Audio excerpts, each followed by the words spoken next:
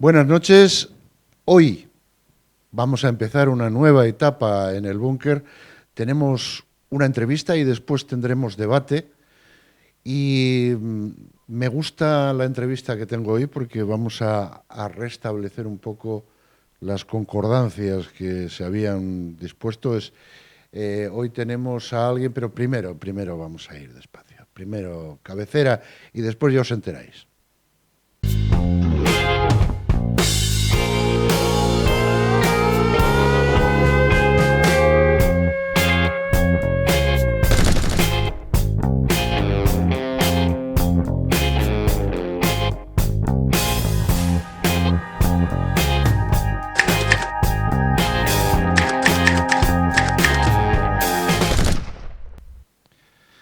Buenas noches. Hoy aquí en el búnker vamos a hacer una nueva etapa en la que vamos a ir durante hora y media, pero la primera media hora la vamos a hacer con una persona que tengo a mi lado que nos va a ayudar a entender la propuesta que se hizo la semana anterior. Estamos hablando de José Antón González Riaño, maestro, pedagogo y profesor titular de la Universidad de Oviedo, presidente, además, de la Academia de la Lengua. Buenas noches, ¿cómo estamos? Hola, buenas noches. Lo primero, ¿podemos tutearnos? Home, va, somos asturianos. Sí. Sí, yo creo que eso es ya una primera posición de partida. Yo te diría, me asombró mucho cuando empecé a ser prepuber en Castilla, cómo los hijos trataban de usted a los padres. Y yo decía, qué raro me suena, ¿no? Pero bueno, todo es cuestión de acostumbrarse.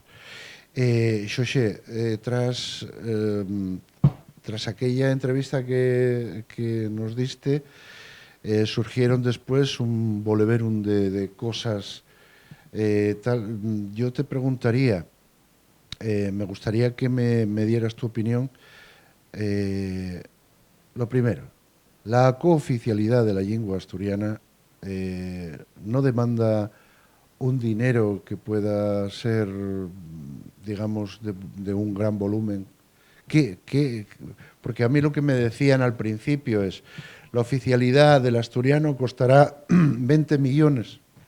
20 millones como dice mi compañero, de lereles, 20 millones de euros. ¿Esto es cierto? Vamos a ver, la puesta en práctica de la oficialidad a pleno rendimiento, y es cierto, representa al rodio de 20 millones de euros anualmente. Sería, digamos, el presupuesto dedicado a una lengua cooficial a nivel español el más barato.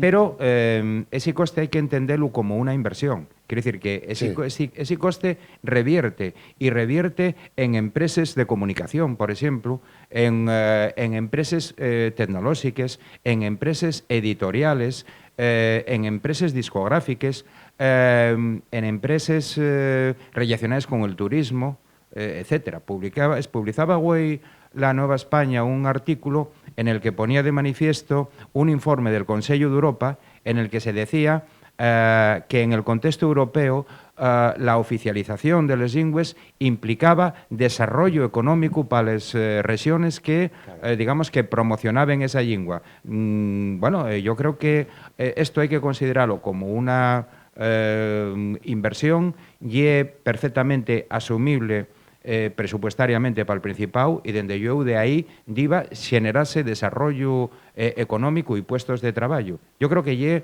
una opción social y económica rentable para Asturias. Estoy convencido de ello. Yo comentaría aquello de, bueno, cuando estábamos hablando en la reunión que a bien hacer, pues hicisteis con la rueda de prensa, comentábamos de la oficialidad y de en esta cooficialidad, de la no, digamos, obligatoriedad de tener que los críos tener que estudiar el asturiano sí o sí.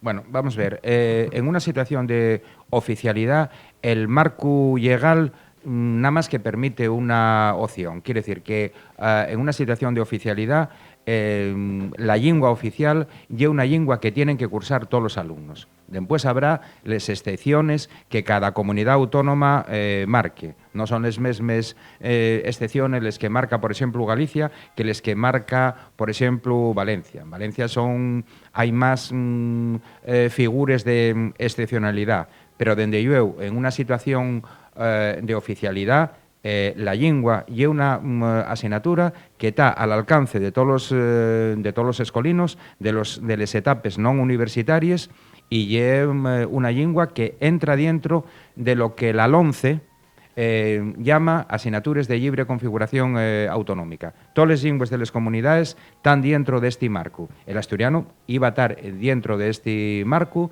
iba a estar en educación primaria, en educación secundaria y en bachillerato. Y desde yo al alcance de todos los alumnos. Insisto en que yo, el desarrollo reglamentario, iba a decir, bueno, ¿qué excepciones planteamos aquí? Pero desde yo, en principio, todos los escolinos deberían, cursar esa materia. Otra cosa es que después una ley de cooficialidad o un desarrollo de la cooficialidad no va a exigir de ninguna manera la obligación del uso de esa lengua. El conocimiento para poder optar libremente al uso sí o no van a tenerlo los escolinos, pero el uso es lo que no va a ser de ningún modo obligatorio. Exacto, que era lo que me respondiste cuando tuvimos la rueda de prensa, cosa que veo lógica, porque vamos, que no haya una equiparación como matemáticas o, bueno, los troncales que hablábamos. Otra de las cosas que pregunté era hasta qué punto un funcionario del Principado de Asturias tendría que tener por obligatoriedad la lengua. De ninguna manera. Quiero decir, claro, nos esa clase de oficialidad no la queremos. Y no se afalla nun diz con las necesidades de Asturias. Nosotros necesitamos una oficialidad que nos garantice la presencia del asturiano en el sistema educativo, que nos garantice la presencia del asturiano en la radio o televisión pública del Principado, en una situación del 50% junto con el castellán, que nos facilite una promoción de la creación literaria y musical en asturiano, que facilite el que los ciudadanos se puedan relacionar, aquellos que lo que quieran, con el ámbito municipal o con el Principado en asturiano, pero no necesitamos, yo ponía un ejemplo, no necesitamos que nos operen en asturiano. Yo no tengo ningún interés en que los médicos tengan que conocer asturiano, ni los abogados del Principado de Asturias, ni los xueces, ni los economistas, non. Habrá parte de los funcionarios, desde yo, los profesores, que tienen que conocer el asturiano. Y después habrá, dentro de cada ámbito funcionarial, pues algunos funcionarios que, un porcentaje mínimo, que tendrán que conocer el asturiano por si se produce pues la entrega de un documento en asturiano o si de quien quiere emplear el asturiano. Pero donde yo, genéricamente, ningún funcionario del Principado de Asturias va a tener que conocer el asturiano. No es eso lo que nosotros queremos. Comentábamos, o comentaste, mejor dicho, que sería meritorio más que otra cosa. Pero ya lo oye en este momento. Quiere decir que un funcionario, de quien que acceda a una oposición de funcionario, pues tiene unos méritos. Y si tiene un máster, pues ese máster cuenta. Y si tiene un nivel C1 en inglés, cuenta. Y si conoce nuevas tecnologías a nivel formativo, cuenta. Y si conoce chino, cuenta. Y si conoce asturiano, cuenta. Eso ya cuenta en este momento. O sea, y seguirá contando como hasta este momento. ¿Puntuaría en la oposición? Vamos a ver, como en este momento.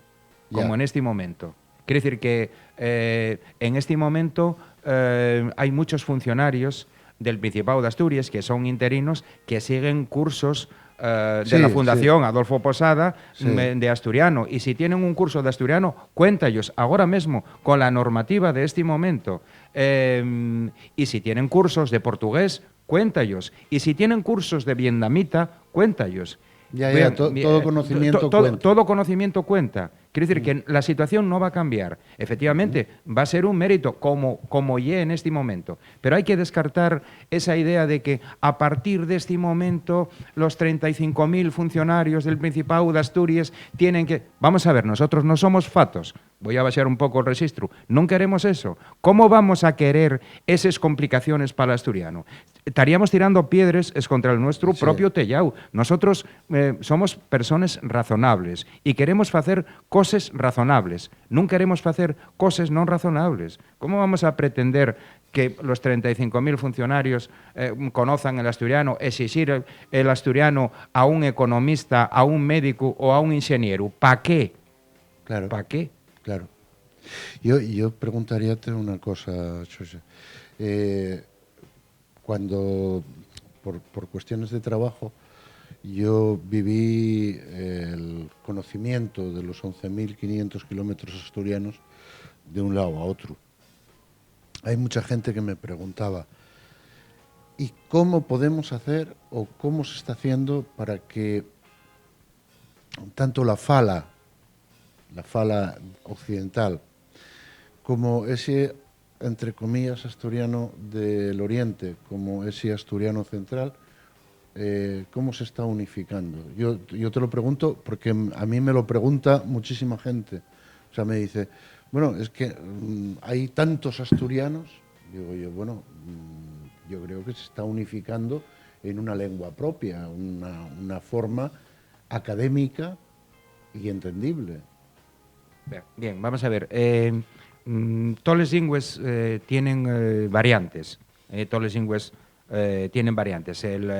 El gallego tiene variantes, el catalán tiene muchas variantes geográficas, el vasco muchísimas.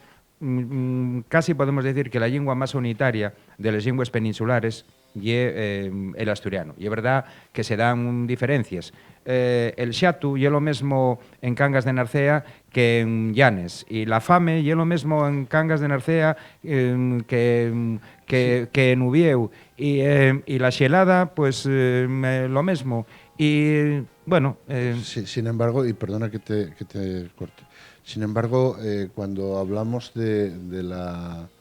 A ver, ¿cómo te digo? De esa CH con dos puntos de abajo. La H vaqueira. Yo soy de Somiedo y efectivamente, en Somiedo, en vez de decir yobu, la palatalización es chobu. Y en... el chorcu. Sí, el sí. chorcu. Sí. Bien, y efectivamente, en Somiedo y en Chena y en otros lugares existe esa pronunciación tan característica del asturiano. ¿Sí? Hay una cuestión que es la siguiente. Hay un asturiano estándar, elaborado, como hay un castellán estándar. Quiere decir que en el castellán estándar no se permite decir lo que decía aquel amigo mío de Jaén, cuando hicimos la mili, que me decía José Zácar Zaco Arzó. No, pues eso no es lo que no forma parte del estándar. La persona que decía eso y era una persona muy culta, y era farmacéutico, y era una persona entrañable para mí, pero tenía una variante fonética del castellán, y eso no formaba parte del estándar. Claro. Nosotros somos muy respetuosos con las variantes del asturiano. Por ejemplo, promovemos que la literatura se faiga tanto en asturiano occidental, Cangas de Narcea, como en asturiano oriental, pongamos Llanes, como en el asturiano central. Y además, tenemos soluciones para que con la misma ortografía se puedan escribir en las tres variantes. Promovemos que en el sistema educativo, en los primeros niveles, los niños, los escolinos, reciban enseñanza en la variante más próxima y nada más en los últimos cursos estudien la variante estándar. Cuando el asturiano sea oficial, la variante estándar va a ser la lengua de formalización, por ejemplo, de los espacios informativos, pero el resto de variantes del asturiano va a tener otra proyección en espacios culturales, musicales, teatrales, etcétera, etcétera. Más garantías no se pueden ofertar, más garantías de las que se están ofertando de respeto a las variantes de lo que se está ofertando en Asturias y es prácticamente imposible. Y desde yo, nosotros en ese sentido estamos muy tranquilos. Pues yo estaba haciéndome, porque me estoy haciendo preguntas con relación a lo que estáis proponiendo, que yo lo que digo es todo aquello que sirva a nivel cultural para establecer una forma de recuperar o recoger el conocimiento de nuestros ancestros, para mí siempre es muy positivo. Entonces, yo lo que decía, bueno, tienes el micrófono abierto para que, perdón, para que aquellos que nos están escuchando pues digan, bueno, pues sí puede ser interesante ponernos las pilas y hacer que conocer o estudiar el asturiano. Yo me gustaría que... Bueno, vamos a ver, muy rápidamente y en síntesis. Bueno, pues mira, ahora que muchos españoles proclamen la necesidad del respeto a la Constitución, nosotros, los que defendemos la oficialidad de la lengua asturiana, estamos haciéndolo porque eso es lo que nos manda la Constitución. La solución constitucional para las lingües de las comunidades autónomas y la oficialización de las lingües. Nosotros invocamos que se respete en este sentido la Constitución, que se aplique la Constitución. En este sentido, desde yo, que somos muy constitucionalistas, el artículo 3.2 de la Constitución dice las demás lingües serán oficiales en las respectivas comunidades autónomas. Nosotros vamos yo sé que hay gente preocupada por esta cuestión. La actualidad diaria de todos los días a nivel español, digamos, tampoco favorece, desde el punto de vista contextual, digamos, esta reivindicación cultural que tenemos en Asturias. Pero yo estoy seguro de que en una situación de oficialidad, estos recelos, estos roces, deben a desaparecer, porque estoy seguro de que nosotros íbamos a hacer las cosas bien, íbamos a considerar el asturiano como un bien cultural, íbamos a mantener ese bien cultural desde un punto de vista inclusivo, non dende un punto de vista que lleve a la disiebra o que lleve a la división social, sino dende un punto de vista integrador. Y, digamos, este bien cultural yo estoy seguro de que iba a generar también desarrollo económico en Asturias. Y dende yo, finalmente, nosotros tenemos, los asturianos, tenemos derecho a la igualdad que el resto de españoles. Los asturianos no somos menos que los gallegos y no somos menos que los valencianos y no somos menos que los baleares, ni que los navarros, ni que los catalanes, ni que los vascos. No es posible que en esas comunidades se respete la su cultura y en la nuestra no. Queremos ser iguales que el resto de los españoles que disfruten de la su cultura, digamos, en el ámbito autonómico. El derecho a la igualdad y también un derecho básico que nosotros reivindicamos. Yo agradecete el que estás aquí con nosotros poniendo ese granín de arena por la cultura asturiana, y cuando hablas del gallego yo quisiera poner un toque humorístico a la situación.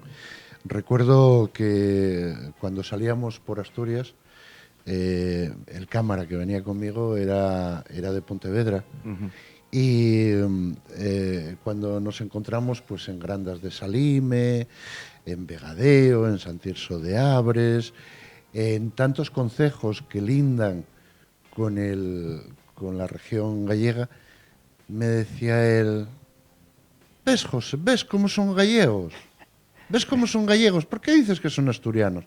Y yo decía, bueno, que me disculpen todos los gallegos por poner el acento, pero es que me gusta. Y decía yo, no, compañero, los gallegos, ¿sabéis gallego?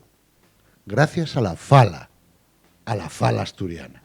Ya. Bueno, eso es una manera de interpretarlo. De todas maneras, en Asturias no tenemos problemas identitarios y dende eu, los asturianos del Navia Eo, del occidente de Asturias, siéntese tanto más asturianos como los de Ubieu, Sisión, Avilés o les Cuenques. Precisamente porque históricamente tuvieron muy separados digamos, del centro de Asturias, tuvieron que crear la su propia identidad asturiana y dende eu, ellos siéntense muy asturianos y no hay ningún tipo de problema en ese sentido. Es que yo diría, Xosé, que cuando ves toda la parte occidental de Asturias, ese ala occidental, a veces sientes el desamparo y la desangelación en la cual se encuentren. Tú, la parte oriental, aquellos ya está funcionando solo. Y la parte central siempre funcionó sola, pero yo llego a Illano y hay muchísimas cosas que ver. Llego a Pesoz y hay muchísimas cosas que ver, Grandas de Salime inmenso, y cuando te das cuenta dices tú, bueno, ¿y por qué no se promociona más esa parte occidental? ¿no? Pero bueno, poco a poco. Exactamente. Poco a poco. Yo digo que vamos a crecer como un texu. Bueno, no lleva la figura, no. Ya me prestaría a mí. Y vamos a crecer así, a lo ancho, y ya subiremos para arriba. Y después los eucaliptos crecen muy deprisa, pero ya ves. Sí, al final los eucaliptos chupen mucho la humedad del suelo y son poco rentables. No son asturianos. Exactamente. Bueno, yo decirte, Xosé, encantado de poder tenerte aquí y tenerles tus declaraciones. Y sobre todo, agradecerte esa disposición que tenéis a poner toda la carne en el asador a los medios de comunicación. Y nada, muchísimas gracias. Oye, yo encantado de estar aquí en esta televisión y de tener estos interlocutores. Yo a mí me gustaría tenerte alguna vez con nosotros. Bueno, de seguro que ya es posible. Bueno, pues intentaremos que haya un seguimiento, porque yo creo que a todos los asturianos nos interesa nuestra cultura. Muy bien, gracias. Muchas gracias. Y compañerinos, aunque hayáis encendido ahora la televisión, saber que ahora vamos a hacer un poco de publicidad y después de unos minutinos, vémonos en el debate. ¡Hala! Después nos vemos.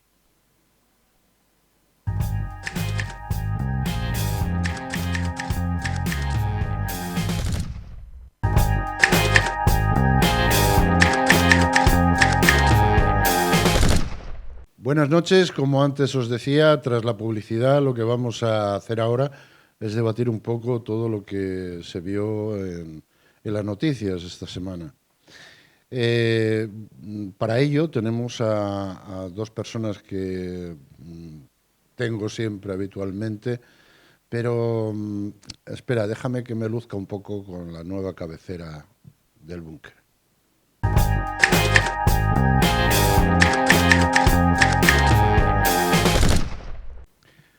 Pues ya veis, me acaban de regalar nueva cabecera y con nosotros están dos compañeros.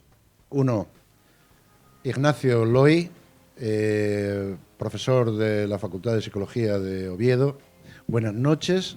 Buenas noches. Buenas noches.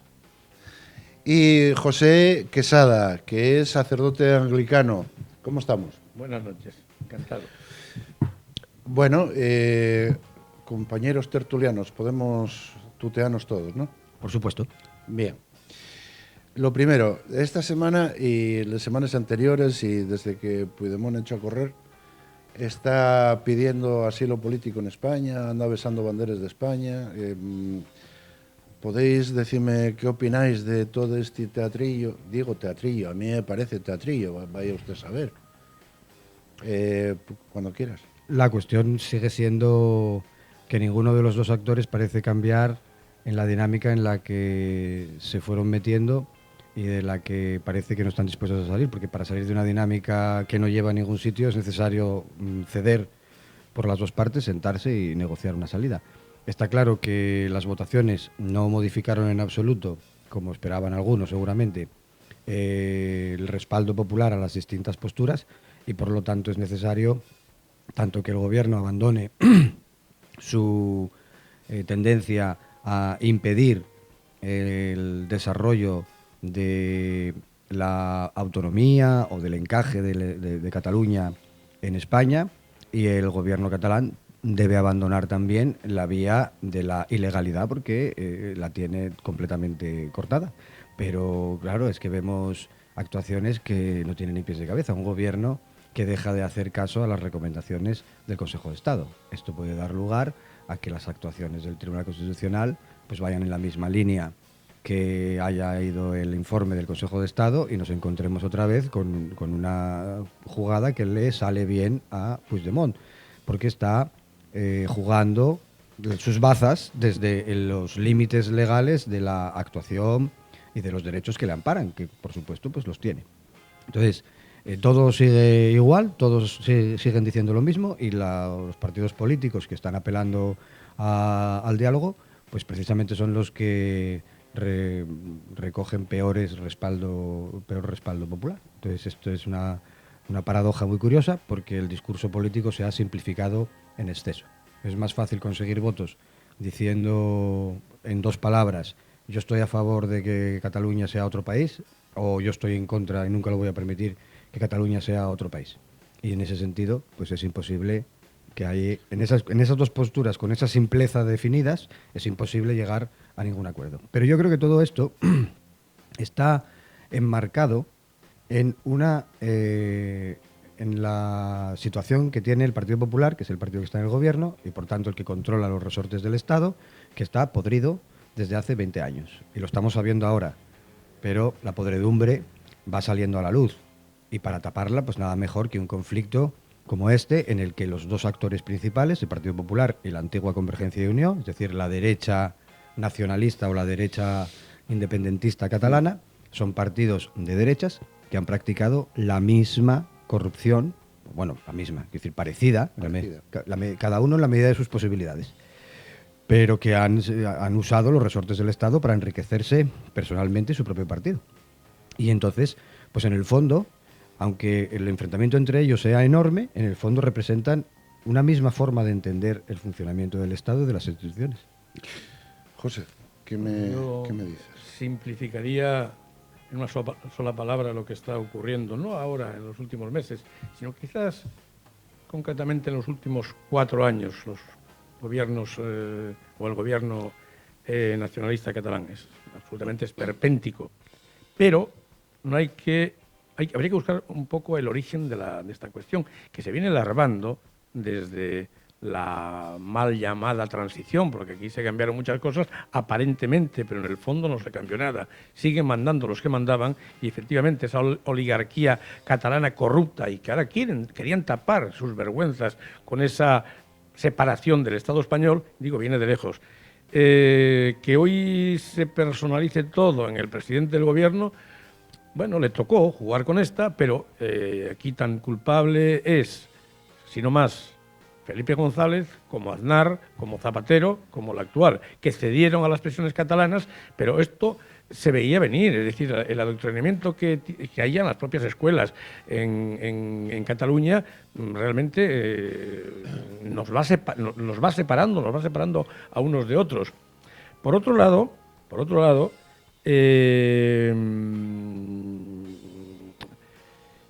el gobierno actual, cuando tuvo que dar un puñetazo encima de la mesa, no lo hizo. La forma de actuar de Rajoy, como buen gallego, que no se sabe si sube o si baja, que agacha la cabeza ante el problema y espera que escampe, espera que pase la tormenta, en este caso no le funcionó. Y hoy estamos metidos en un tinglao que todavía no sabemos cómo va a terminar. La cosa no es tan sencilla.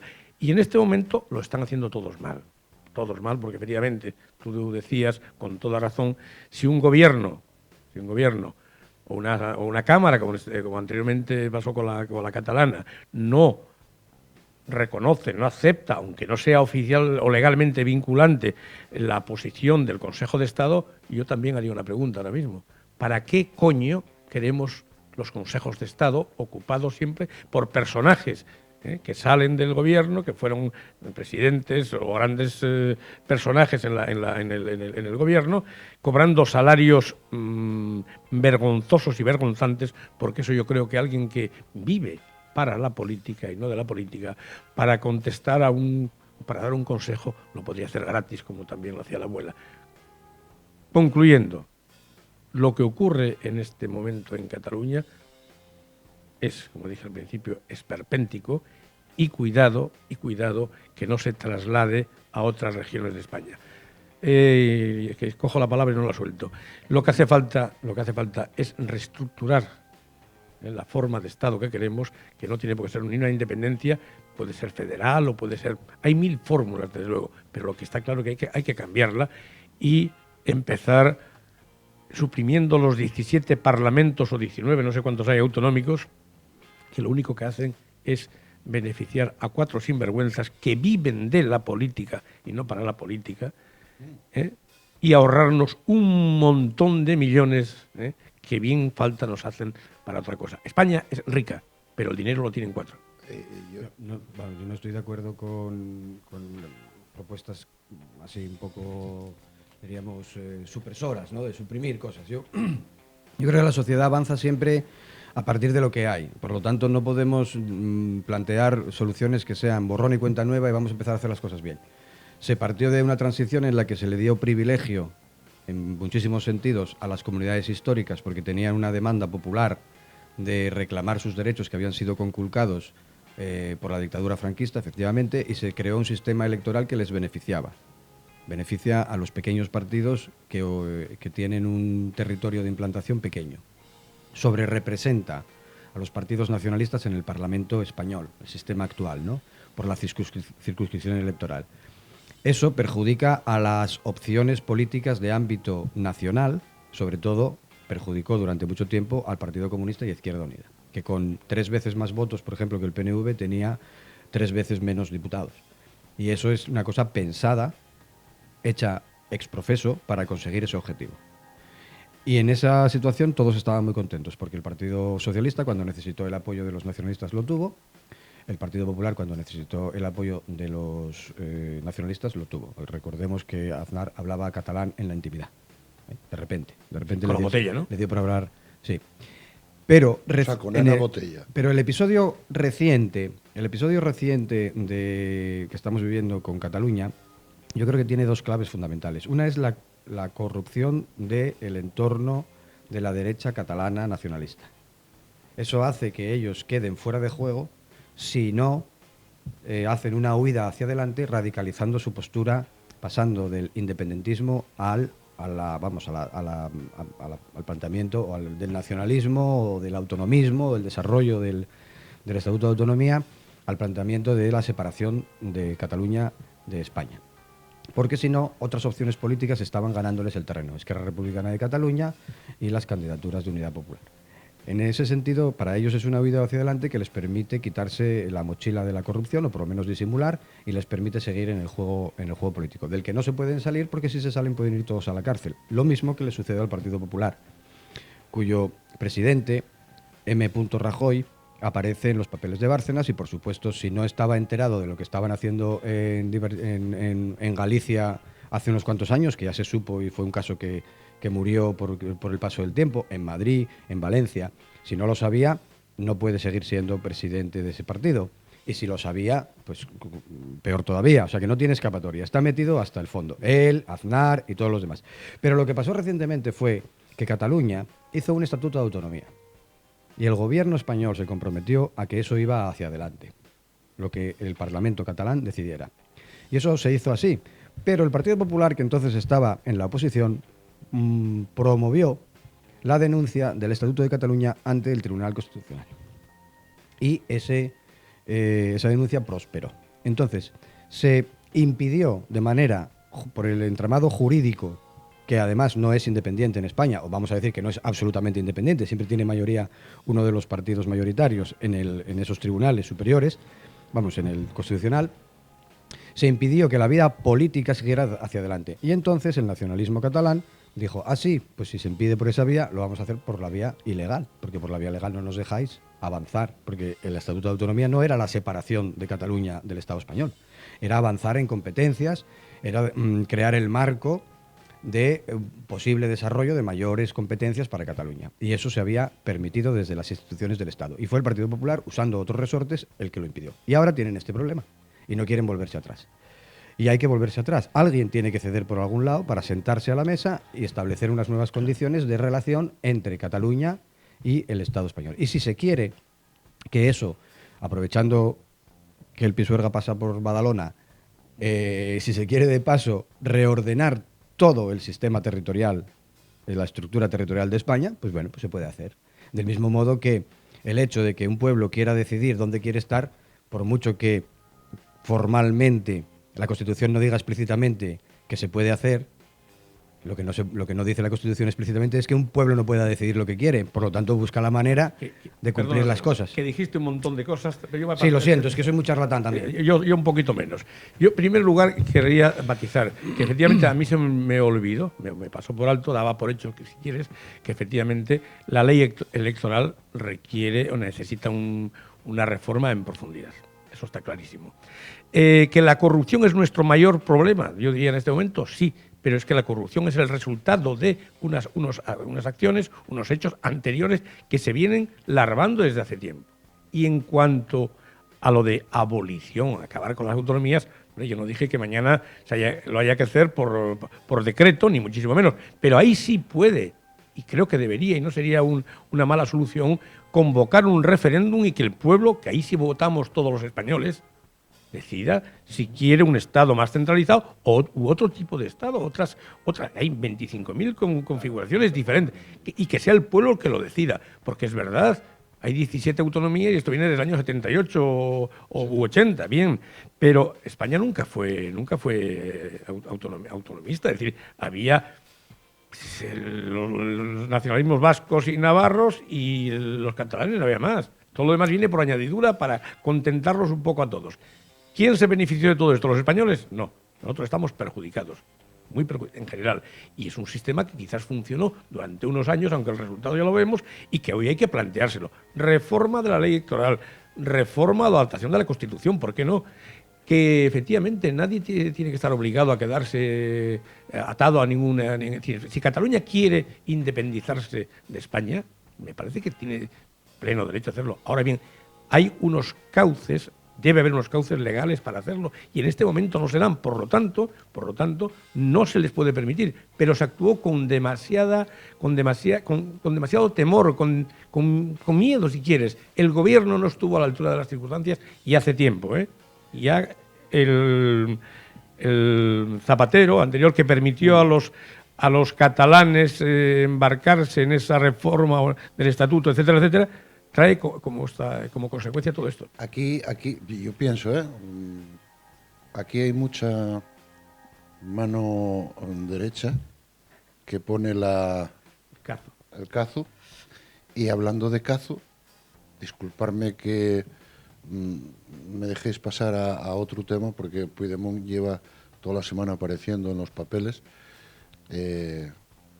Sabéis que esta semana hubo la Gürtel con Correa y con todos los adláteres cantando la Traviata, poniendo en claro tanto al presidente de la autonomía valenciana como del partido.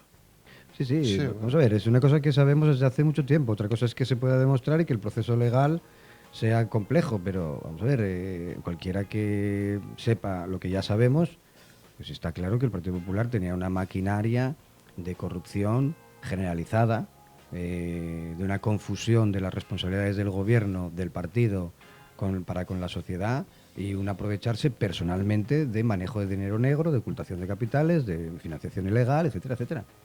Eso lo sabemos, y eso en cualquier país normal y un partido político normal lo que habría hecho sería una limpieza profunda de sus dirigentes, habría puesto en primera línea a dirigentes más jóvenes que no tuvieran nada que ver con eso, que seguramente estuvieran limpios. Que seguramente los tendrán, porque hasta por razones biográficas, teniendo en cuenta los años que llevan pillando cacho, pues es normal que la gente joven no tenga nada que ver con eso, pueda no tener nada que ver con eso. Pero no hicieron eso, lo que hicieron fue una lavada de cara poniendo a gente joven pero gente joven que están siendo probados a su fidelidad perruna, a la jauría, para ver si cumplen con esas expectativas y se pueden hacer son estos de la nueva escuela que no cuestionan en absoluto a sus jefes, porque sus jefes son los que los han puesto ahí. Los han puesto ahí porque van a hacer el papel que tienen que hacer, que es contribuir a tapar todo el asunto.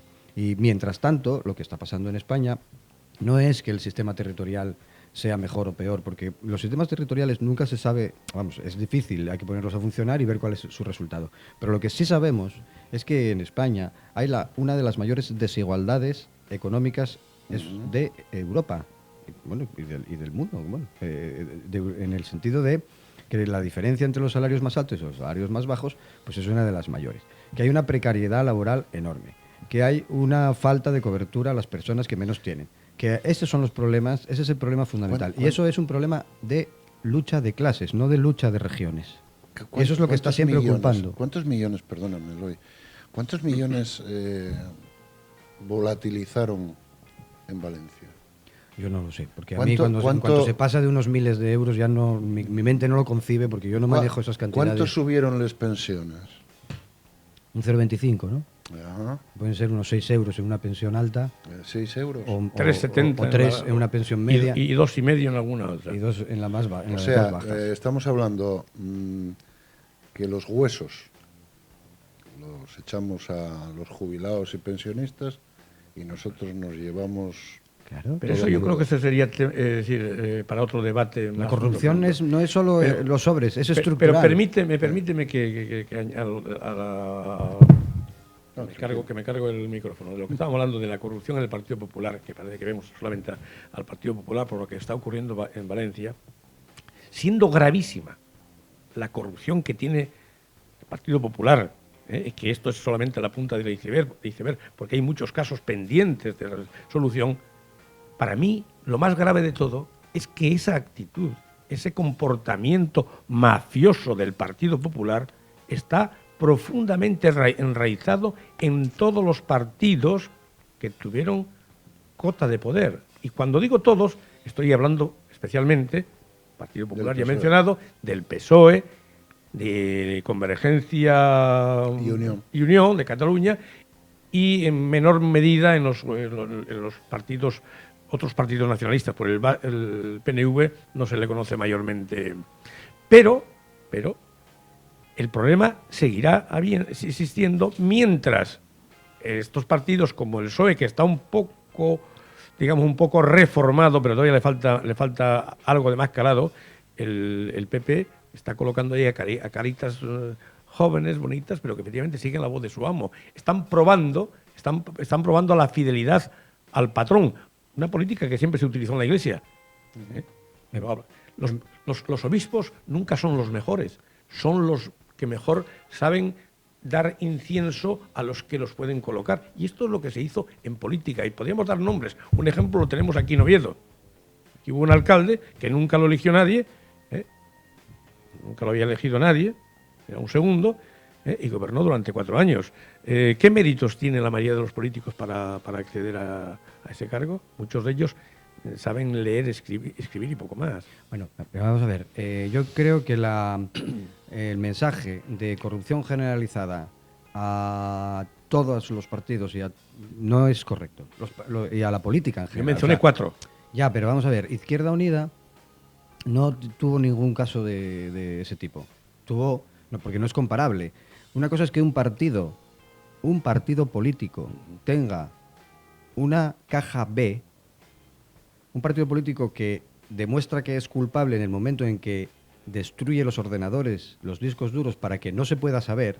Una cosa es eso y otra cosa es que una persona propuesta por Izquierda Unida en el Consejo de Administración de Caja Madrid se haya beneficiado de los privilegios que tenían todos en Caja Madrid. Eso no tiene nada que ver una cosa con la otra. También es otra cosa. Del mismo modo que no tiene nada que ver la corrupción de los ERES con la corrupción del Partido Popular. Son cosas diferentes en todos los sentidos. Que estará mal y que está siendo juzgada. Yo no voy a defender al Partido Socialista. Pero de lo que estamos hablando aquí es de comparar lo que sucede en un país con lo que sucede en otro. En Alemania, un ministro tuvo que dimitir porque se detectó que hacía 15 años en su tesis doctoral había hecho plagio. Y no tenía nada que ver con embolsarse dinero, ni tenía nada que ver con la gestión que él estaba haciendo, ni nada que se le parezca. A lo mejor había sido un gran ministro, pero da igual. Al descubrirse que había tenido una falta de honestidad en el funcionamiento público, dimite. Bueno, pues nada parecido sucede aquí. Es decir, ya sabemos que Rajoy está involucrado en un funcionamiento anómalo, ilegal, en una financiación ilegal de su propio partido, y sigue siendo el presidente del gobierno. Y aquí se tapa todo. Pero es lo que yo te quería decir. Eso prueba el punto de degradación a que hemos llegado. Pero la degradación hay que entender las causas. No es una cuestión de que todos los partidos sean corruptos, entonces no hay nada que hacer. Yo creo que la degradación, la corrupción es muchísimo más estructural. Por ejemplo, decisiones que toma el Banco Central Europeo hacen, por escribir en un papel el precio del dinero es tal, hacen que determinados banqueros de repente ganen miles de millones cientos de miles de euros. Decisiones de ese tipo.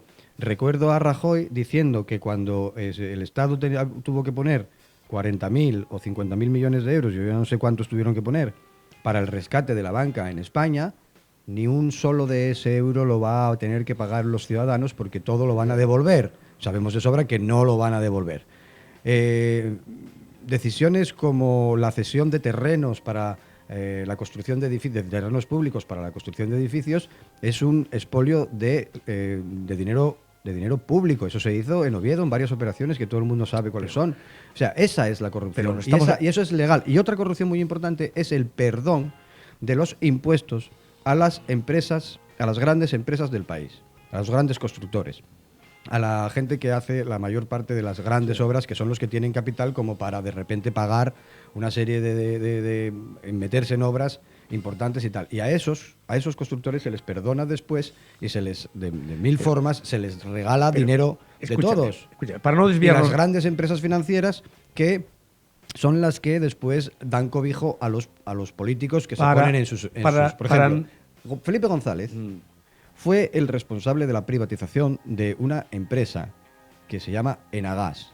Y él es directivo ahora de esa empresa, porque le regaló un patrimonio público a una empresa privada que lo está explotando, y no quiero decir nada de la tomadura de pelo que es cada mes la factura del gas. Hay que reírse de todos los españoles en nuestra cara, con los números. Estamos de acuerdo, pero déjame un poquitín. Déjame hablar un poquitín, a mí me gusta mucho hablar también. ¿No? A ver si vamos a tener que poner el relojito. Y ni Podemos ni Izquierda Unida tuvieron nunca nada que ver con eso. Y yo creo que se puede medir el índice, y con esto termino, perdón, te pido disculpas por charlatán que soy. Es que en enero no tenemos clase en la universidad. Y entonces, claro, hay que hablar. Como no les doy mucho el tostón a los alumnos. Es lo que me pasa a mí en casa, que no me deja hablar la mujer. Si tú miras quién tiene antiguos miembros de gobiernos y de responsables políticos en las empresas, en las grandes empresas del IBEX 35, son Partido Popular, Partido Socialista, PNV y Convergencia y Unión. Bien.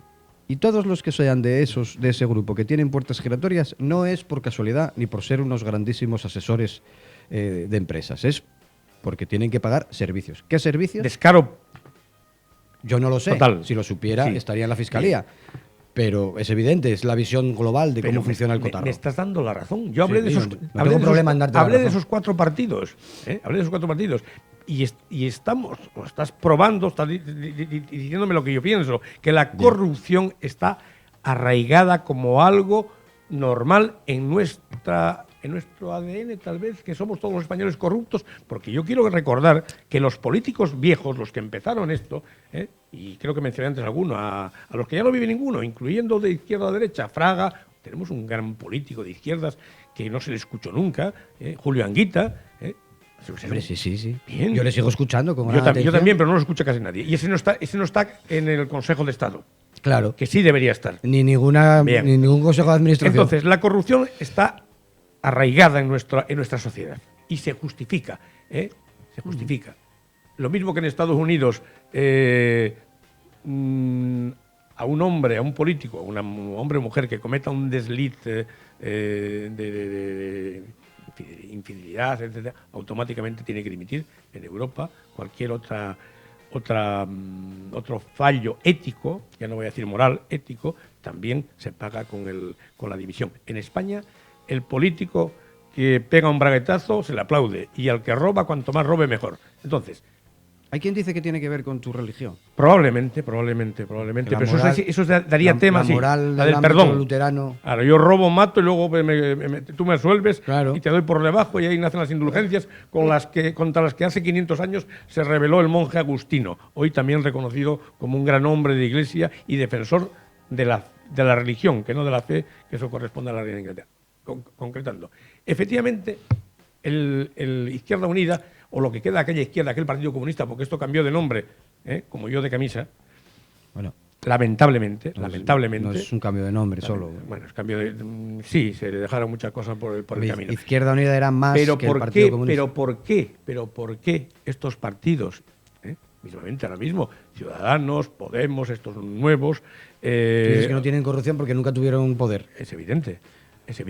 Hombre, pero eso es una presuposición. Y sí Vamos a esperar. Y sí que tienen algún caso, vamos sí que a- tienen algún caso, a menor escala. Vamos Hombre, a votarles a Izquierda Unida y a Podemos a ver si tienen poder para comprobarlo. Aquí tenemos un sindicalista que no se sabe, se supone que es de izquierda. El sindicalista que ahora se le cae la baba al pobre hombre. Está pagando, el pecado lleva la penitencia. Bueno, es sindicalista, pero no de izquierdas. Sí, hombre, los No, porque es del socialistas eran de PSOE. izquierda. Eran de izquierda. En la Claro, época ya. de Pablo Iglesias eran de izquierdas. Claro, y ahora, Desde Felipe González. Y ahora, desgraciadamente. Vamos a ver, estar en la OTAN no es de izquierdas. Desgraciadamente. La política de privatizaciones no es de izquierdas. Desgraciadamente hay una izquierda muy pequeña y muy desunida. Bueno, Cierto, siempre pasó, eso es verdad. Porque lo que está ocurriendo en España, y que tampoco nadie lo dice, y esto ahí en la hemeroteca se puede ver, cuando Podemos, con el PSOE, pudo gobernar, hace 2 años, Podemos, que tenía la llave en aquel momento, permitió que se fueran a unas segundas elecciones, y ahí están. Podemos va de capa caída, y la que sigue subiendo es la derecha. Bueno, pero hay que entender también que Podemos en ese momento acababa de llegar a escena, estaba en un momento ascendente y que a la primera de cambio se juntara con un partido de la tradición del Partido Socialista, podía ser negativo. Entonces tenía que hacer el experimento, vamos a decirlo así, de decir, oye, a ver hasta dónde podemos A llegar. por todas, ¿no? Claro. Eso sigue siendo ambición de poder Puede ser. y no intereses del pueblo. Y desde luego- Aquí en Oviedo se hizo lo contrario. Y, Y se efectivamente. acabó con la hegemonía de un gobierno de ultraderecha después de 25 Pero años. es distinto, porque en Oviedo no había otra opción por parte de las personas que apoyamos a Somos, no había otra opción más que hacer lo que se hizo, porque ahí no iba a haber otras elecciones. O gobernaba el pacto que se hizo entre los 3 partidos, o iba a gobernar otra vez Caunedo, esta vez elegido por el pueblo. Entonces, ahí no había otra opción. Pero en el Parlamento, si no se constituye gobierno, hay otras elecciones. Luego, es distinta la decisión. Yo creo que si la decisión hubiera sido, y de hecho ya lo vimos cuando las segundas elecciones con el resultado, que entonces sí Podemos quiso llegar... Demasiado tarde. Efectivamente. Entonces fue cuando el PSOE Podemos dijo... quiso empezar ya por Claro. tener la presidencia del gobierno y los ministerios de mayor... Efectivamente, porque había indicios de que eso podía ser así. Oye, Y- me perdona que no te interesa- hagamos ni caso, aunque Ni seas el caso. moderador. No, si eso yo... que el tiempo apremia. Que me traigan otra cerveza. ¿Qué te digo yo? Déjame arrimar mi sardina al Ascua, Ascua. pueblo de Vizcaya muy bonito. Pero con K. Con K, claro, Ascua. Os diría lo que acabáis de decir. El tripartito alardea de no... Esto hoy por la mañana. Hoy viernes por la mañana. El tripartito alardea de no hacer caso a las leyes de estabilidad de Montoro. Dice, el gobierno aprueba unas cuentas de 232 millones que la oposición ve fuera de la ley por un descomunal incumplimiento de la regla de gasto. Ay, o sea, quiero deciros que otra ironía. lo que habláis del tripartito, el tripartito dice, no hacemos caso a Montoro y que, Pero- pum, pongan el huevo. ¿Qué va a pasar? No deja de ser absurdo que hablando de un sistema de una configuración de Estado en el que hay diferentes niveles, entre 3 por lo menos, el municipal, el Autonómico y el... y el central. nacional, que sea un ministro del Estado cuando hay separación, es decir, cuando hay como se dice, descentralización y separación de niveles, a decirle a un ayuntamiento, sobre todo si es de izquierdas, porque si el gobierno es de derechas, ahí no se mete para nada. Tenga que decirles en qué tienen que gastar su dinero, es absurdo. Pero ¿Qué ocurre con los ciudadanos que al fin y a la postre somos los responsables de que ocurra lo que está ocurriendo? ¿Qué está pasando en este país? Que no hay cultura ni política, ni nada. Y los medios contribuyen mucho a esto, porque son los voceros, lo que hablábamos antes. No hay prensa ni hay información independiente, porque... tú tienes que darte cuenta que cualquier medio de comunicación tiene que tener un paraguas. Y bueno, aquí en el búnker no tenemos paraguas porque no llueve, pero sí os diría que tenemos un logo que dice lo que nadie dice, pues en tierra de nadie, ¿no? Ya, pero en el momento en que este medio de comunicación se vuelva más importante, suba su audiencia, vendrá una gran empresa de comunicación y lo comprará. Y pone tanto y al principio dejará que siga creciendo la libertad de pensamiento si es que se da, pero en el momento en que esa libertad de pensamiento coja demasiada cancha y pueda amenazar el poder de esos propios grandes medios de comunicación, pues lo cierran. Te ponen el bozal. Entonces, es muy curioso cómo la libertad de mercado genera monopolios. Y sin embargo hay gentuza por ahí que sigue diciendo que hay que dejar todo sin regular, que es la mejor manera de tirar para adelante y que eso es lo bueno y qué tal. Sí. Bueno, pues nada. Acabas de darme un giro a la situación que... No, bueno, tú arrimaste el asco a la sardina de los medios y yo sencillamente te ayudo a... se puede en un momento dado decir, bueno, pues no hacemos caso a lo que dice Montoro y que nos den... Vamos a ver, es evidente que desde el gobierno del Partido Popular se dedican a usar todos sus resortes para maximizar el funcionamiento de las instituciones que ellos controlan y de las comunidades autónomas que están gobernadas por ellos y a intentar cerrarle el grifo, sobre todo con la financiación, a las comunidades autónomas que ellos no gobiernan y a los ayuntamientos que ellos no gobiernan. Pero tu pregunta yo la haría al revés. La desobediencia es necesaria en determinados momentos, como muy bien demuestran las tradiciones de Martin Luther King, de Gandhi y de otros muchos movimientos que ha habido a la historia de la humanidad que se han negado a obedecer leyes que son manifiestamente injustas. Siempre y cuando tras esa desobediencia sobrevenga una revolución, no sobrevenga una calma chicha. Vamos a ver, la sociedad es una realidad en conflicto permanente y en todo momento hay que luchar. A lo mejor mucha gente tiene la idea de que ellos quieren vivir tranquilos, sin líos. Yo no quiero meterme en líos, yo no me quiero meter en política. Ya, pero es que la organización social es una necesidad de quienes vivimos en sociedad. Yo no digo que todo el mundo deba ser miembro de un partido político, aunque creo que eso sería conveniente. Somos animales todos políticos. Las personas que votan y más no animales que políticos. Y no vota todo el mundo. Si todas las personas que votan fueran miembros de los partidos a los que votan, los partidos serían más democráticos. Por el simple hecho de que cuantas más personas participan, te podrías encontrar a mucha gente de diversos partidos que iban a pensar cosas diferentes, la síntesis sería otra, etcétera, etcétera. La sociedad avanzaría más. Si todos los trabajadores estuvieran afiliados a un sindicato, pues esos sindicatos funcionarían mejor. Cuando los trabajadores hacen dejación de una de sus funciones como trabajadores, que es estar pendientes de la organización de su propio trabajo y de sus derechos, es cuando aparecen cúpulas sindicales que están apartadas de la defensa de los derechos de todos los compañeros y se preocupan de utilizar esa situación de privilegio en sus propios intereses. Pero si todo el mundo... Hay países en los que es obligatorio estar afiliado a un sindicato si tienes un trabajo. ¿Por qué? Sí. Porque la organización... Es como la organización de... Todo el mundo está obligado a ser alguna vez presidente de su comunidad de vecinos. ¿Por qué? Pues porque hay que contratar servicios de limpieza comunes, hay que hacer, siempre hay que hacer cosas. Y en política siempre hay que estar luchando. Y en el momento en que siempre estás luchando y participa más gente, dejamos que menos gente, como los grandes constructores, los grandes dueños de las empresas que cotizan en el IBEX 35, hagan lo que les da la gana. Porque esa gente sí juega en política todos los días y consiguen una cosa muy importante, que es no pagar impuestos. Y mientras Montoro está preocupado de pillar al trabajador que defrauda 1.000 euros en su declaración de Hacienda, se permite que las grandes empresas del IBEX 35 paguen menos del 80% de lo que deberían pagar, incluso con esta legislación que les beneficia. No digo ya si hubiera una financiación, una fiscalidad correcta hacia ese tipo de empresas, que como recogen mucho beneficio, deberían dar también mucho servicio a la sociedad. Pero no, eso se les permite. ¿Por qué? Porque cuando Montoro deje de ser ministro, será miembro, si no va a la cárcel, será miembro de alguno de esos asesor de alguno de esas grandes empresas, como lo sería Rato si no lo hubieran pillado. Entonces hagamos una pregunta. ¿Qué está ocurriendo en nuestra sociedad? Porque esto también sale de las universidades, ¿eh? La formación que hoy se da a los jóvenes Están sucediendo muchas cosas. no tiene nada que ver con la que se recibía hace 50 años, ¿eh? Claro, afortunadamente. Porque No, es bastante peor. no estoy de acuerdo. Bastante peor. Yo soy de una generación en la que cualquier bachiller,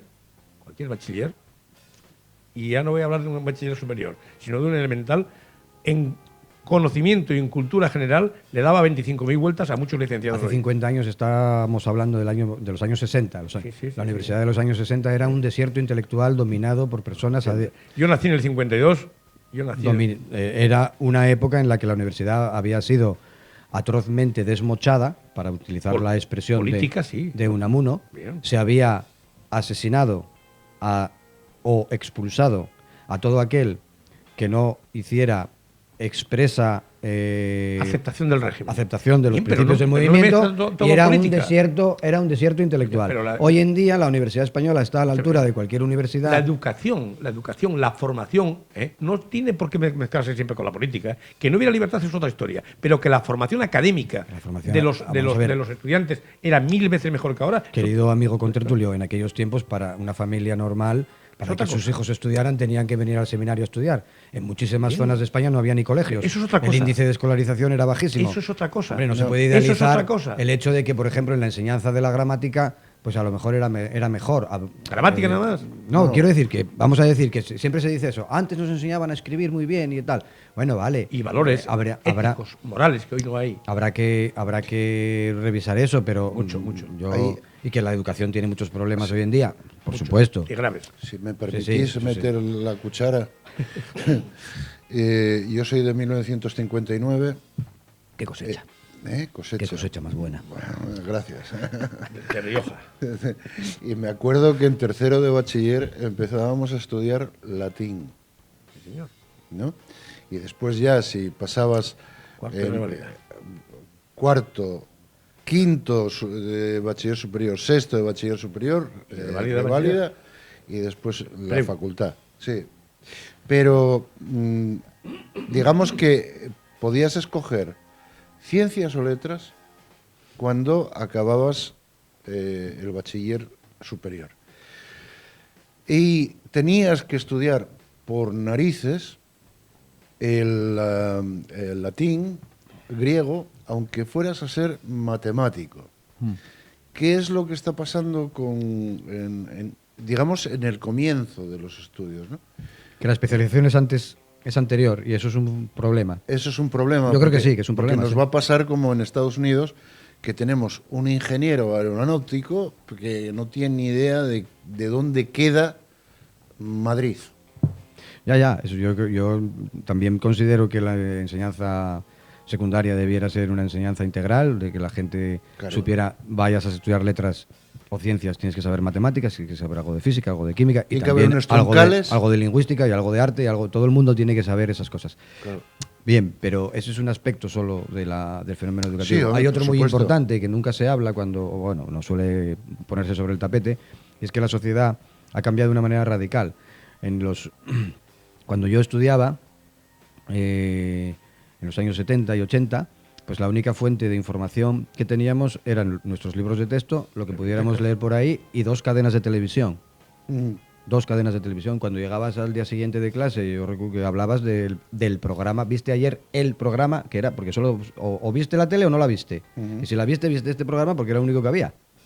Hoy en día la gente puede estar viendo cosas que están pasando en otro extremo del mundo. Hay una confusión y unas fuentes de internet. Había varias cadenas. En los 80 había... Sí, había varias cadenas, pero siempre también muy limitadas. Y la televisión privada en aquellos tiempos era realmente defectuosa y mala. Y hoy no te puedes fiar de lo que te informan. Claro, hoy hay mucha gente joven que no ve la televisión. Que ve lo que quiere ver a la carta por internet. Con una oferta que supera en mucho la capacidad de procesamiento de cualquier persona y creando unas desigualdades. Y gente mayor, yo no miro la televisión. Claro, entre unas desigualdades en cuanto a de qué hablas. ¿De qué habla una persona mayor que lo que ve por la tarde es Sálvame? Eso es por la tarde, ¿no? O es que yo no sé si es todo el día. Ahí Sálvame. Bueno, con su hijo o con su nieto que está viendo series de televisión de primera línea en inglés, que baja de las fuentes de tal. Claro, eso crea en la sociedad desajustes, en el sentido de que la gente no está metida en los mismos intereses, en las mismas, y al mismo tiempo hay una gran cantidad de información que llega por la red, muy poco rigurosa, y que los alumnos tienen acceso a esas fuentes de información. Mucha intoxicación. Pero de manera que el libro de texto ya no es la única fuente de información. Y eso, claro, la educación pues no es un aparato tan fácil de adaptar. Pero va. Claro, poco, ya, pero tenemos que ir haciendo eso los profesores y las instituciones educativas. Lógico. Y tal. Y luego en España hay otro problema, que es que cada gobierno quiere tener un sistema educativo acorde a lo que ellos dicen y usar el sistema educativo como material electoral para su propaganda. Vamos a ver. Y entonces, que no es problema, no es educativo, claro, sino... nos vuelven locos, o sea, cambiando los programas cada 2x3, reformas educativas de calado que en realidad pues no se sabe a dónde van, sin ningún sistema de evaluación. La última reforma universitaria, todo el mundo decía que estaba improvisada, nada definida, y era un auténtico desastre, y sin embargo nadie tuvo el valor de decir, oye, pues si esto está mal pensado, vamos a pararlo. Porque cuando se inició el proceso de reforma, por poner un ejemplo muy sencillo, caos, sí.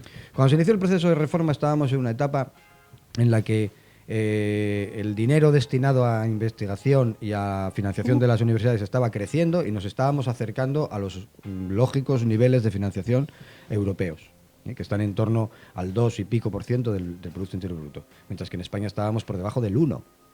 Eso se fue ampliando y estábamos llegando más o menos. España llegó a tener una financiación del 1,4, que no está mal, pero que todavía nos faltaba para llegar a los sistemas mejor financiados, que son pues el alemán, el francés, el inglés, tal. Bien.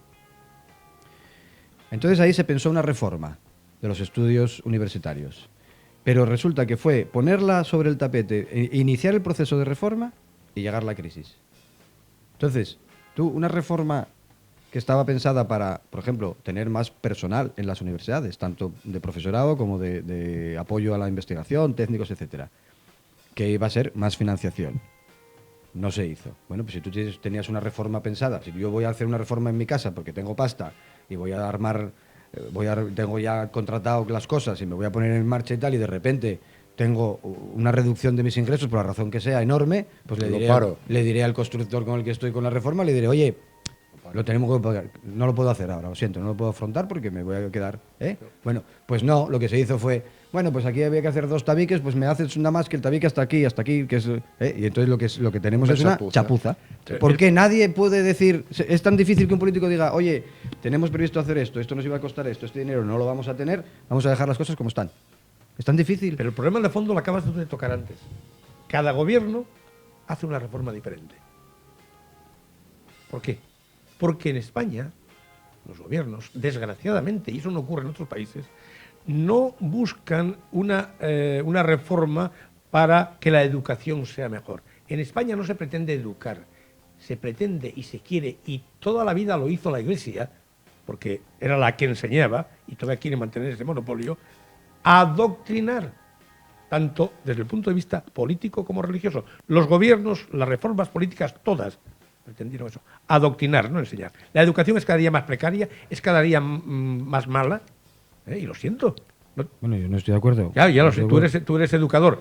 Claro, tú eres educador. Humildemente. Pero yo soy mucho más viejo que tú y conocí otras épocas en que efectivamente la gente, el acceso a la universidad se hacía a base de becas. Si no, pues la familia no podía. No eso es otra cuestión que no tiene nada que ver con lo que... Pero la educación que se recibía probablemente hubiera menos titulados, menos doctores, que siempre los hubo, pero eran mejores. En la universidad la formación no era mejor que ahora, en absoluto.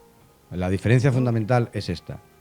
Ahora, cualquier estudiante que se interese por cualquier tema importante, relevante de su especialidad, va a tener o bien un profesor de su facultad que es especialista en esa cosa, o bien ese profesor le va a poder poner en contacto con el de los mejores investigadores del mundo en esas cosas, porque estamos al día en los problemas de investigación. Hace 60 años la Universidad Española era una universidad mediocre con excepciones. No.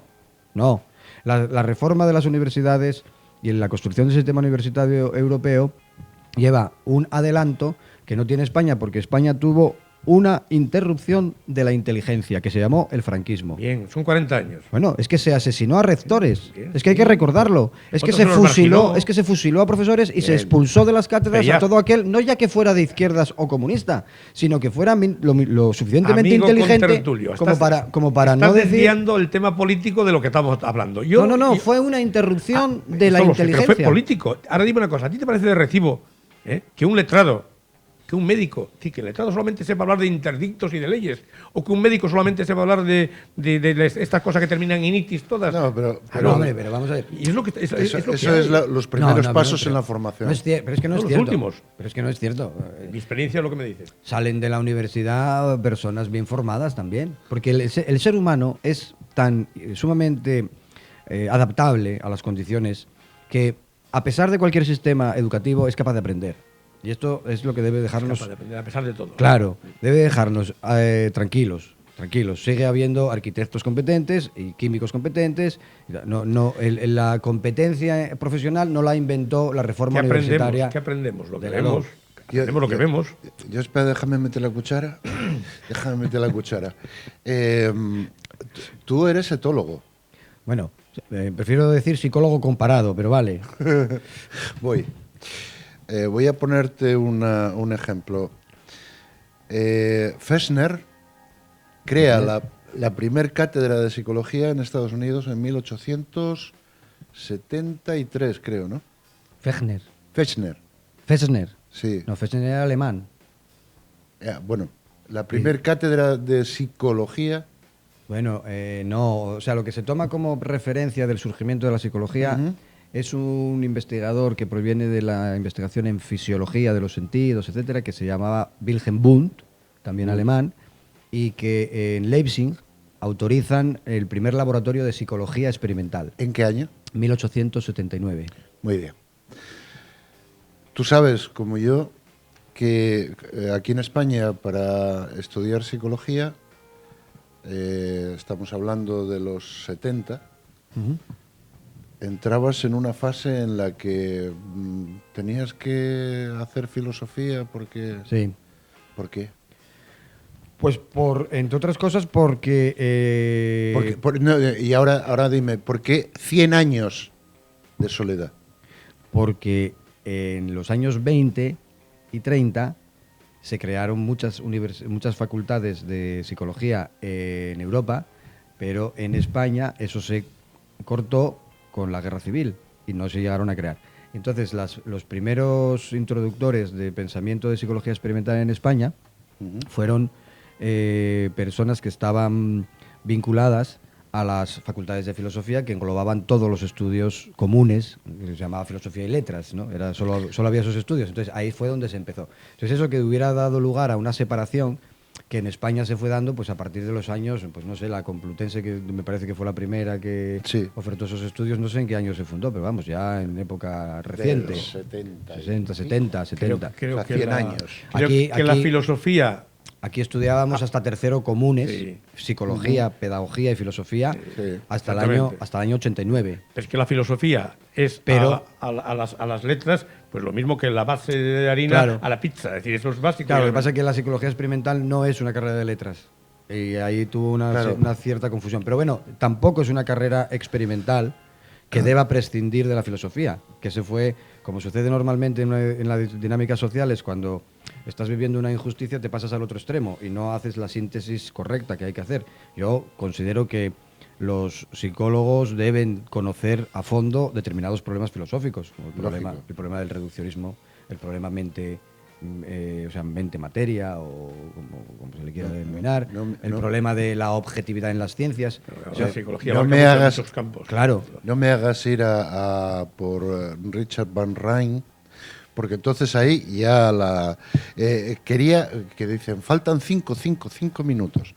Vamos a ver, quería llevaros a lo que esta semana el arzobispo de Oviedo habla sobre lo del cobro del IBI y que aquí dicen que aquí no van a soltar un euro. Un céntimo. Entonces yo te preguntaría, tú que estás más relacionado con esta gente, ¿cómo ves lo del IBI, cobrar el IBI a la Iglesia? Y bueno, también, Luis. La respuesta es sencilla. Es tan sencilla como que efectivamente creo que la Iglesia debería, como cualquier otra entidad, pagar impuestos. Ahora bien, cierto que hay lugares, por ejemplo, lugares destinados exclusivamente al culto, Sí. en que entiendo que podrían estar exentos, habida cuenta de la función social que tienen, ¿no? Sí. Pero, y ocurre con otras religiones, con otras confesiones y con otros estamentos de servicio público en los que están exentos de ciertos impuestos. Pero lo que habría que...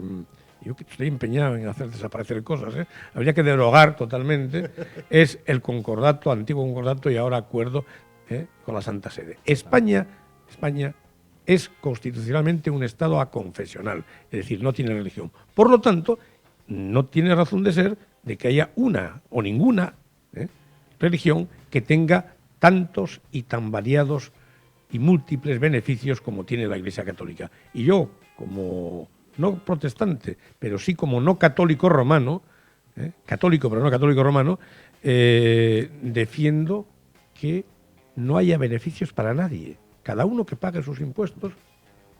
Yo diría, Dime. Al César lo que es de César. Y a Dios lo que es de Dios. Muy bien. Sí, yo creo que hay una situación de privilegio por parte de la estructura política de la Iglesia Católica. Desde... Siempre.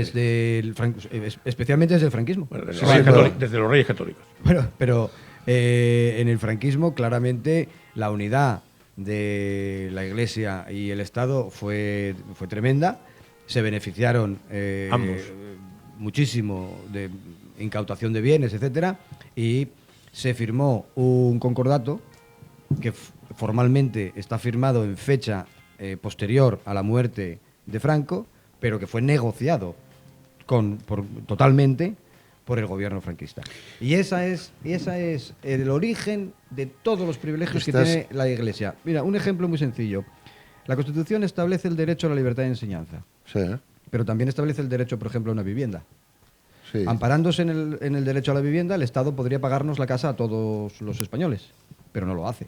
Amparándose en el derecho a la libertad, una sola confesión religiosa tiene el monopolio de la enseñanza de la religión en la enseñanza pública, no ya solo en la privada, sino en la pública, Sí. creando una situación que es absurda de todo punto y que en el momento ningún partido ha sido capaz de atacar eso. El que más atacó eso fue Zapatero, con la creación de una asignatura que el Partido Popular tardó en decir que era adoctrinamiento, cuando lo que para ellos es adoctrinamiento es explicar lo que es el Estado de Derecho, claro, porque un partido como el Partido Popular, que trabaja con sobres y tal, pues obviamente el Estado de Derecho es una cosa que Pero no, que esa si la explica. esa asignatura existía en tiempos de Franco. Formación FEN, política. No, era Educación la para formación la del ci- espíritu nacional. Educación para la ciudadanía Formación política. fue una asignatura injustamente tratada de la que todo el mundo opinó sin leer uno solo de los textos con los que se pusieron en marcha las programaciones. Era una asignatura magnífica en la que se les explicaba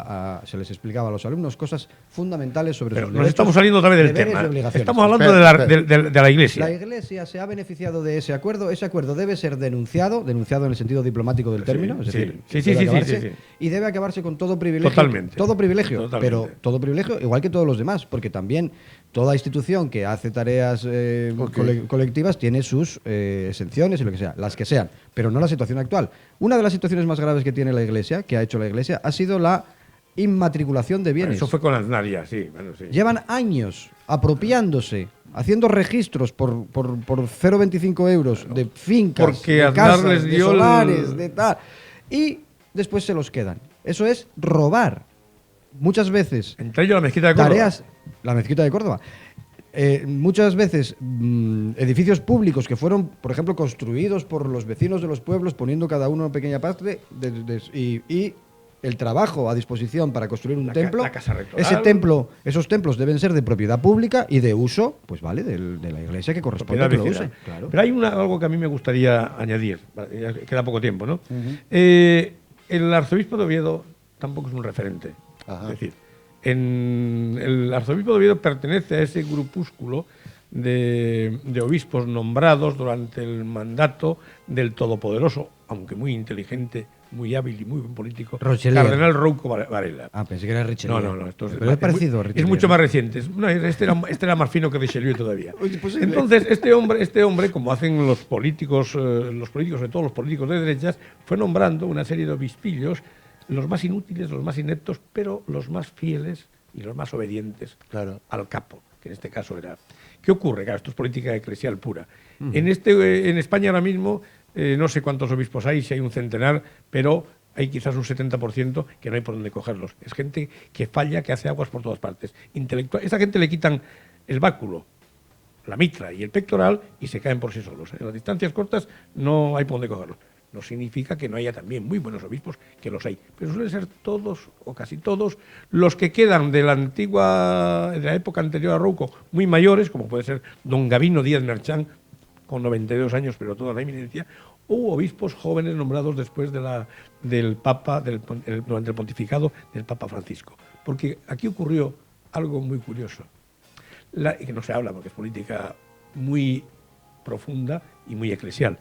La dimisión o la renuncia del Papa Benedicto XVI, un hombre que apenas se habla de él, pero que prestó un grandísimo servicio a la Iglesia Universal, la renuncia de este Papa pilla a todos, y especialmente a la Iglesia española, que es la que más conozco, con el paso cambiado. Porque este señor que habla aquí, pero que ya nadie lo escucha, estaba previsto que fuera a sustituir a Rouco, el actual cardenal de Madrid, Osoro, que antes estuvo en Oviedo, seguiría en Valencia, y este en Madrid, en la planta baja, sería el portavoz de Rouco, es decir, que seguiría mandando Rouco en la sombra. ¿Qué pasa? Que con el nombramiento del nuevo Papa, todo eso se va al carajo, y este hombre pasó de ser lo más del episcopado español a ser, por lo que es, un hombre vanidoso, y lo digo públicamente, lo conozco de cerca, vanidoso. Sí, perdón. Y hay una cosa que es muy grave de lo que dice, que es que no vamos a pagar nada. No, perdona, eso será lo que tú dices ahora, que no tienes que pagar, pero si te manda un juez o una institución pagar lo que te corresponde pagar, lo acabarás pagando. Es una manera de hablar muy típica, Nacho, de quien está en la... No, de quien cree estar, porque este hombre todavía piensa que está en la época preconciliar. Este hombre tiene una mentalidad, yo lo conozco de cerca, muy de cerca, que me tuve que encarar a él. Entonces... ¿Qué os digo, José, Nacho? Tenemos el tiempo encima de nosotros. Es muy corto el programa, ¿eh? Sí. Se nos hace corto, sí. Creo que vamos a tener que lidiar precisamente con el problema que tú comentabas. Tenemos que retomar en próximos espacios ese problema para empezar con él. Porque creo que Puigdemont está perdiendo ya... Hombre, va a seguir. Es un poco cansino, sí, pero... Eso va a seguir. Mejor con el arzobispo. Bueno. En fin, Nacho, muchas gracias. De nada, muchas gracias por invitarme. Muchas gracias, José. Igualmente. Y nada, deciros a vosotros que con lo que acabamos ya de este boleverum de cosas, nos vamos a despedir y ya sabéis, el correo que es el búnker en minúscula con K, @ y todo junto. Es asturias.tv y ahí me escribís y me podéis decir de todo. Eso sí, como siempre os digo, después ya os buscaré. Y con esto y un bizcocho, hasta el martes. Nos vemos. Exacto. Vámonos.